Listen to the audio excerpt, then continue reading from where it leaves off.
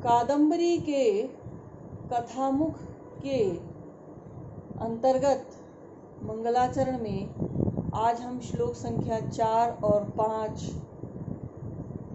का अनुवाद एवं व्याख्या करेंगे। आप लोग स्क्रीन पर श्लोक देख सकते हैं और यदि पुस्तकें हों तो बहुत अच्छी बात है, पुस्तकों को खोलिए और उससे पढ़िए। नमामि भत्सोश्चरणाम्बुजद्वयं सशेखरैः मौखरिभिः कृतार्चनं समस्तसामन्तकिरीटवेदिका विटङ्कपीठोल्लुठितारुणाङ्गुली। अन्वय देखिए। सशेखरैः मौखरिभिः कृतार्चनं समस्तसामन्तकिरीटवेदिका विटङ्कपीठोल्लुठितारुणाङ्गुलिः भत्सोश्चरणाम्बुजद्वयं नमामि।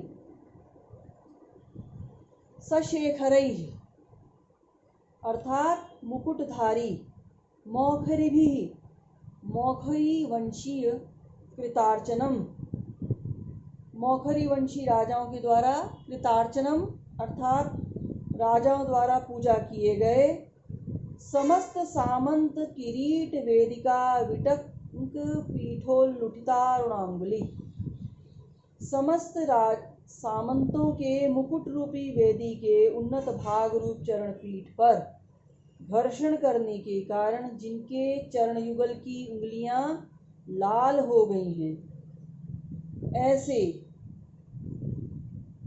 भत्सु नामक गुरु को भत्सोश्चरणाम्बुज द्वयम भत्सु नामक गुरु के चरण कमल युगल को मैं नमस्कार करता हूँ। बाणभट्ट के गुरु, जैसा कि श्लोक से स्पष्ट हो रहा है कि भत्सु हैं और यहाँ पर अपने गुरु भत्सु को प्रणाम किया है। और कैसे हैं भत्सु के चरण, जिनके चरणों में प्रणाम किया है वे चरणों की उंगलियां लाल हो गई हैं।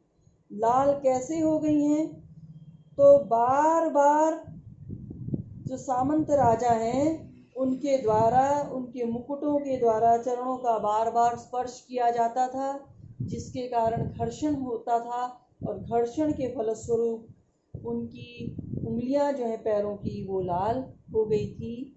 यहाँ ये जो बताया, अरुणांगुली जो बताया है, इसका अभिप्राय है कि गुरु इतने वंदनीय थे, इतने पूजनीय थे कि उनको राजा और सामंत लोग आकर के वंदन करते थे। मौखरी एक राजवंश का नाम है जो बाणभट्ट के समय में विद्यमान था। समस्त सामंत किरीट वेदिका विटंक पीठोल्लुठितारुणांगुली जो है, ये विशेषण है किसका? तो चरणाम्बुज द्वयम का यह विशेषण है, ये ध्यान रखिए। इसके अतिरिक्त एक विटंक शब्द यहाँ पर आया है। विटंक पीठोल्लुठितारुणांगुली में विटंक शब्द है। विटंक के दो अर्थ हैं, एक तो बीच का ऊंचा स्थान और दूसरा अर्थ है कबूतरों आदि के बैठने का, केली लकड़ी आदि गाड़कर जो बनाया गया स्थान है। ये दोनों ही विटंक के अर्थ हैं और दोनों ही प्रासंगिक हैं।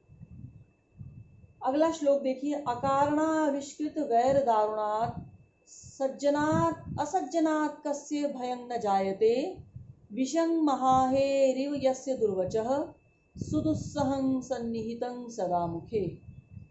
इस श्लोक में बाणभट्ट ने दुर्जनों के विषय में बताया है और उनकी जो तुलना है वो उन्होंने महासर्प से की है। अन्वय देखिए। अकारणाविष्कृत वैर दारुणात् असज्जनात् कस्य भयं न जायते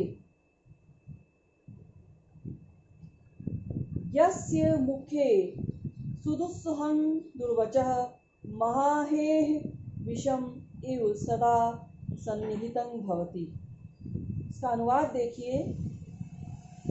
बिना कारण ही वैर प्रकट करने के कारण क्रूर स्वभाव वाले उस दुष्ट मनुष्य से किसे भय नहीं होता, जिसके मुख में अत्यंत असह्य दुष्ट वचन उसी प्रकार उपस्थित रहते हैं जैसे कि महासर्प के मुख में विष सदा उपस्थित रहता है।